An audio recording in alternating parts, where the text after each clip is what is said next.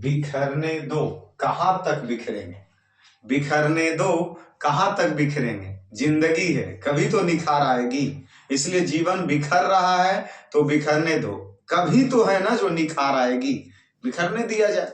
तो चलिए, इस क्लास में आपने जैसा थंबनेल देखा वह सही है।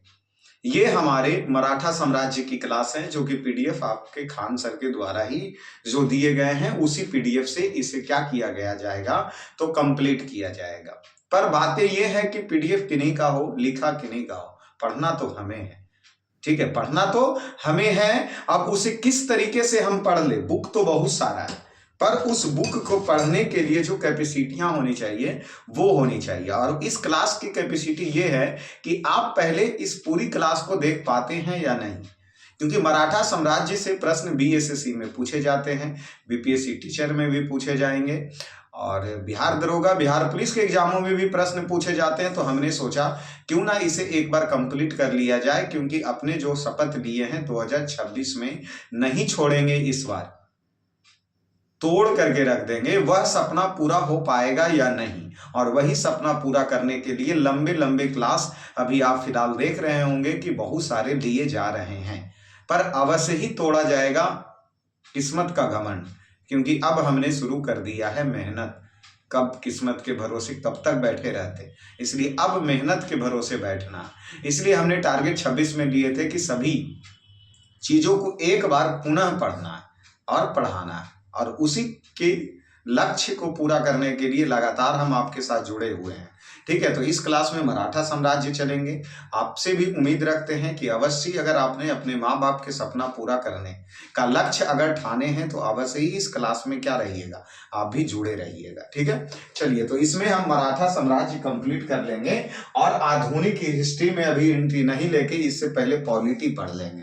क्या पढ़ लेंगे? पॉलिटी। तो नेक्स्ट डे आपको पॉलिटी का वीडियो नजर आएगा।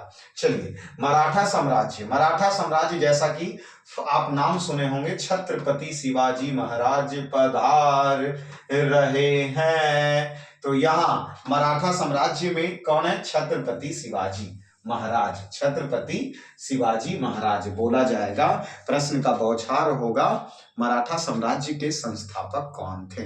तो छत्रपति शिवाजी। जैसे यहाँ लिखा गया है कि मराठा साम्राज्य के संस्थापक कौन है? छत्रपति शिवाजी। मराठा साम्राज्य के संस्थापक छत्रपति शिवाजी। 20 अप्रैल 1630 ईस्वी में शिवनेरी के किला में इनका जन्म हुआ। प्रश्न यहां से आप स्पीडी में पढ़े होंगे कि महाराज शिवाजी, छत्रपति शिवाजी का जन्म किस किले में हुआ? तो आंसर क्या होता है? शिवनेरी किला, शिवनेर किला, जो कि है कहां? तो पुणे में। ये प्रश्न हमने देखा है, शायद आप भी देखे होंगे। संस्थापक भी पूछता है, मराठा साम्राज्य के संस्थापक छत्रपति शिवाजी। छत्रपति शिवाजी का जन्म शिवनेर के किला में हुआ। शिवनेर का किला कहाँ स्थित है?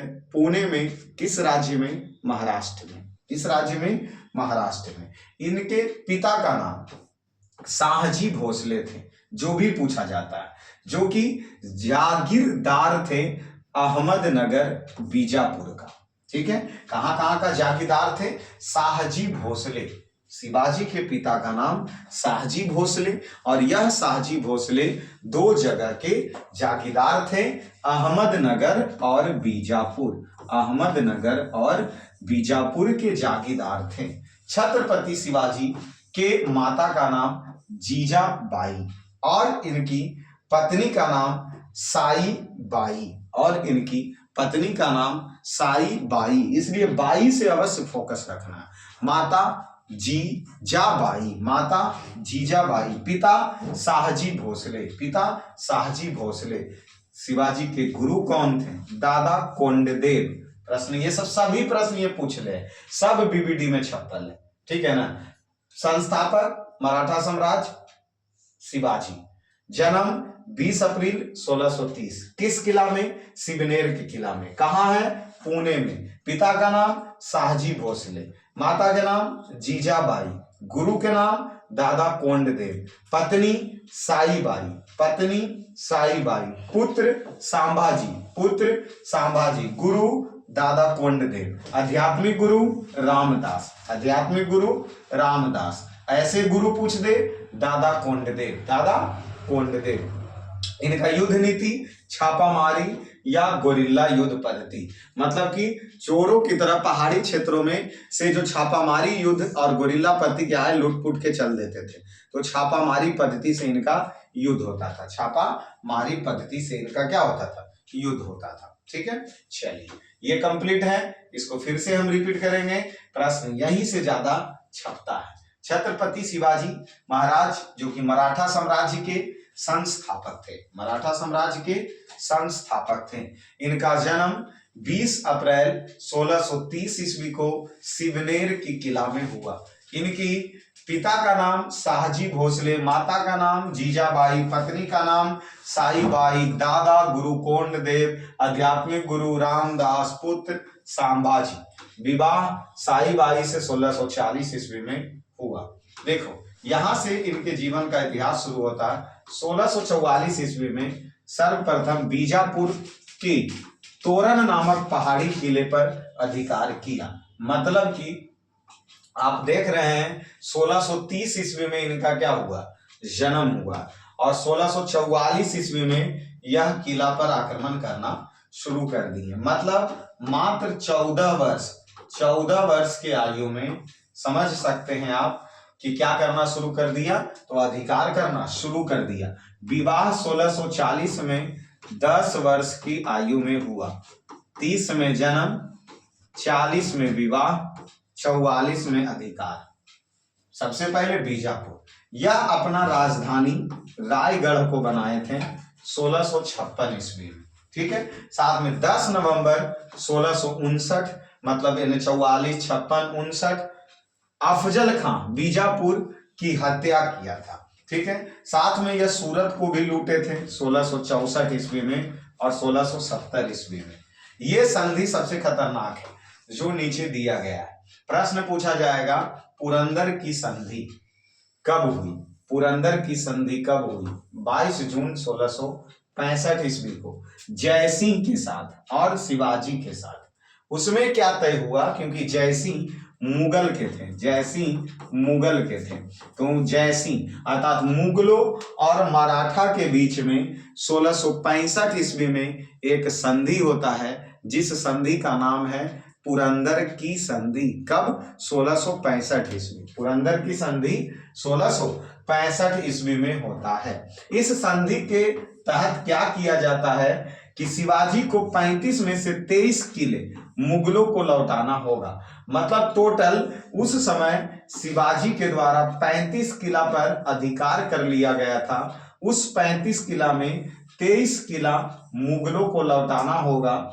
यह बात तय हुई पुरंदर की संधि में। पुरंदर की संधि में मुगलों की तरह से युद्ध एवं सेवा करना पड़ेगा। इस संधि में यह भी तय हुआ कि शिवाजी अब से आपको मुगलों के समक्ष काम करना होगा, मुगलों के समक्ष ही काम करना होगा। शिवाजी के पुत्र जो संभाजी थे वह मुगल दरबार में रहना पड़ेगा, क्योंकि अगर तुम बात नहीं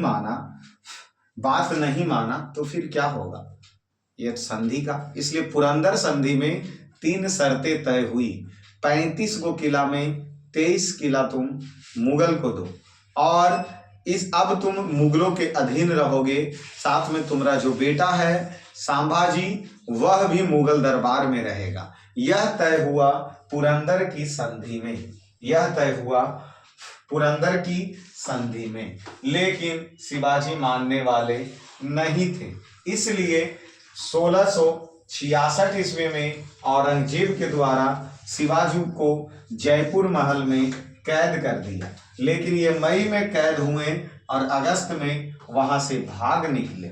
ठीक है, 1666 में देख रहे हो ना, इससे पहले हुआ था ना, इससे पहले पुरंदर की संधि 65 में संधि हो गया, बात नहीं माना। 66 में कैद हो गए, 66 में भाग गया। 72 ईस्वी में शिवाजी ने पनहाल दुर्ग को बीजापुर से छीन लिया। मतलब किला जीतने का अटैक इनका चालू रहा।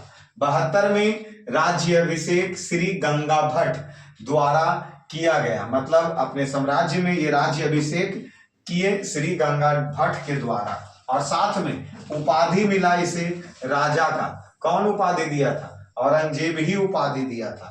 अष्ट प्रधान इनके दरबार में रहते थे। प्रश्न पूछेगा अष्ट प्रधान किसके दरबार में रहता था? तो शिवाजी के दरबार में। अष्ट दिग्गज किसके दरबार में रहता था? कृष्णदेव राय के दरबार में। अष्ट दिग्गज कृष्णदेव राय के दरबार में रहता था, जबकि अष्ट प्रधान शिवाजी के दरबार में रहते थे।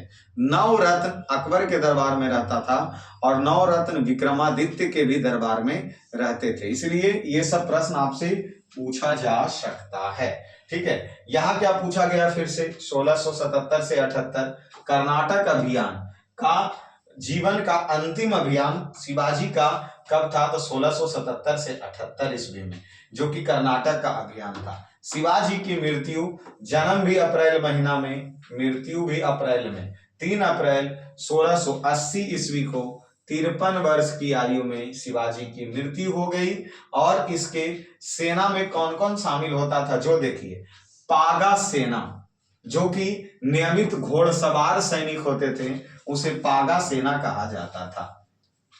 सिलहदार सेना, अस्थाई घोड़सवारी सैनिक, मतलब कभी उसको घोड़ा मिलेगा कभी नहीं मिलेगा, उसको सिहलदार सेना। और एक होता था पैदल सेना। पागा सेना को हमेशा घोड़ा से ही घूमेगा, सिहलदार सेना को कभी घोड़ा मिलेगा कभी नहीं मिलेगा, पैदल सेना पैदल ही चलती थी, पैदल सेना पैदल ही चलती थी। एक हमें प्रश्न का आंसर बताएगा तुम सब। क्या शिवाजी के घोड़े का नाम क्या था? चेतक। शिवाजी के घोड़े का नाम क्या था? चेतक नाम था। देखो, ये शिवाजी की पत्नी साईबाई से विवाह 40 में किए, 1640 ईस्वी में किया। सोराबाई से भी विवाह किया। साईबाई की बेटा संभाजी बना, जो कि यही उत्तराधिकारी बनेगा। और यही संभाजी जो संधि हुई थी जय सिंह से, उसमें यही तय हुआ था कि संभाजी मुगलों के दरबार में रहेगा। ठीक है, और इनके बेटा संभाजी के बेटा साहू जी, और इधर साईबाई का बेटा राजा राम या ताराबाई। ठीक है, और इसकी बेटा शिवाजी द्वितीय बना। ठीक है, तो इस तरफ भी एक वंशज इनका चलेंगे और इस तरफ भी एक वंशज चलेंगे, जो कि साहू जी पेशवा बनते हैं। और यही पेशवा, साहू जी में पेशवा में रहता कौन कौन है? बालाजी विश्वनाथ, बाजीराव प्रथम, जो कि दिल्ली पर आक्रमण करने वाला प्रथम पेशवा कौन था? बाजीराव प्रथम था। ठीक है, बालाजी बाजीराव, जो कि यही पानीपत की तीसरी लड़ाई जो होगी वह किसके द्वारा होगा? मराठा और मुगलों के बीच में 1761 ईस्वी में पानीपत की तीसरी लड़ाई होगी। जैसा कि हमने पिछले क्लास में पढ़ा, पानीपत के प्रथम युद्ध 1526 ईस्वी में बाबर और हुमायूं के बीच में होता है, जिसमें जीत किसकी होती है? तो बाबर की जीत होती है। हमें एक प्रश्न फिर से आपको याद दिलवा देना चाहते हैं कि भारत में बाबर को आक्रमण करने के लिए किसने कहा था? तो राणा सांगा, दौलत शाह लोधी और आलम शाह लोधी, यह 3 व्यक्ति मिलकर बाबर को भारत पर आक्रमण करने के लिए कहा था। बाबर भारत पर आक्रमण पहली बार कब किया? 1519 में, लेकिन वहां उसकी जीत नहीं मिली थी। तो पानीपत का प्रथम युद्ध 1526, पानीपत का दूसरा युद्ध 1556। ठीक है, 1556 पानीपत के तीसरी युद्ध, तीसरी युद्ध 1761, जो कि बालाजी बाजीराव और मुगलों के बीच में होता है। इसी में पेशवा में कौन है? माधव नारायण, और कौन है? नारायण राव, फिर माधव राव। साथ में यहाँ कुछ नोट पॉइंट्स दिए गए हैं कि झलकी की संधि हैदराबाद के निजाम और बालाजी बाजीराव के बीच में 1752 में हुआ। प्रश्न पूछा जा सकता कि झलकी की संधि कब हुआ? 1752 ईस्वी में। झलकी की संधि किसके बीच में हुआ? हैदराबाद के निजाम एवं बालाजी बाजीराव के बीच में।